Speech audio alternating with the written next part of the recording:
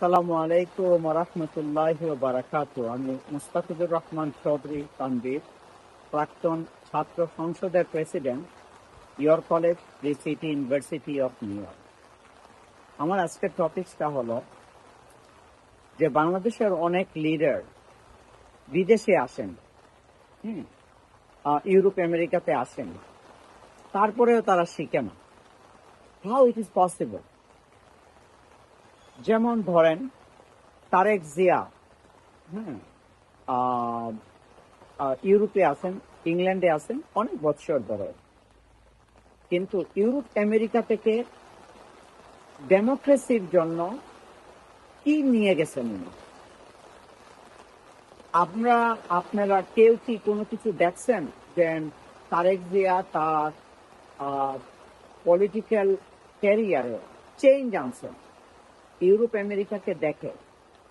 যেমন ধরেন একটা এক্সাম্পল, যে election selecting a candidate for party nomination, is it changed? Why not?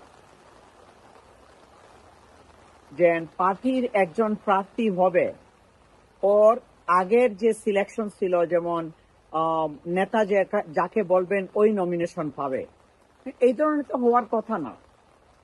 একটা এলাকাতে যে কর্মীরা কাজ করতেছে তাদের একটা ইচ্ছা থাকা দরকার। এই যে তেল না দিয়ে যারা হার্ড ওয়ার্কিং এবং জনগণের সাথে যারা মোর কানেক্টেড, তারাই নমিনেশন পাবে। এটা তো এইভাবে হওয়া উচিত না যে নেতা কাকে ভালো পায় ওই পাবে, অথবা নেতাকে টাকা দিয়ে ওই যে ইলেকশন বাণিজ্য, হ্যাঁ, টাকা দিয়ে নমিনেশন কিনবে। এই ধরনের তো হওয়ার কথা না। হ্যাঁ, দেখেন, আমি নিজে ছাত্রদল করতাম, বিএনপি রাজনীতিতে মানে ভালো পাইতাম, এবং বিএনপির অনেক বড় বড় লিডারদেরকে চিনতাম, চলতাম এইভাবে।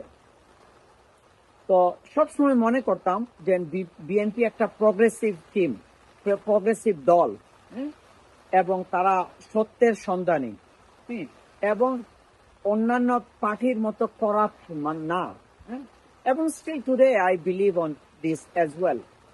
কিন্তু কিছু পজিটিভ চেঞ্জ দেখতে চাই, যে ইলেকশন বাণিজ্য বন্ধ হবে, করাপশন বন্ধ হবে, চাঁদাবাজি বন্ধ হবে, এগুলা বন্ধ হবে, এটাই আমাদের চাওয়া।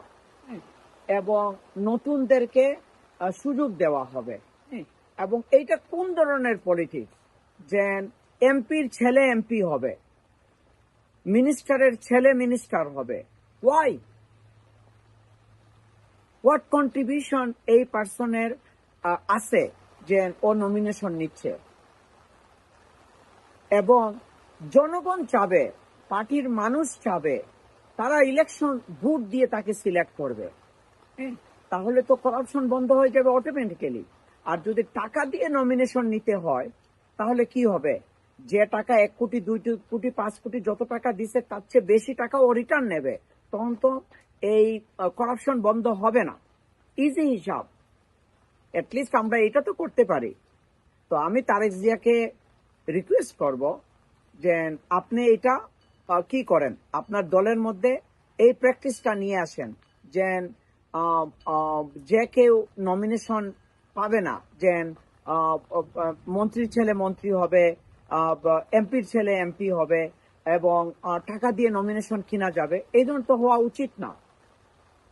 তো এইগুলার চেঞ্জ আনতে হবে, এবং তরুণরা কিন্তু এইটাই চাইতেছে। আর আমরা তরুণদেরকে নিয়ে আসি, যারা নতুন নতুন আইডিয়া নিয়ে আসবে। সালাম বাংলাদেশ, সালাম ছাত্র সমাজ, তোমরা আমাদের ভবিষ্যৎ।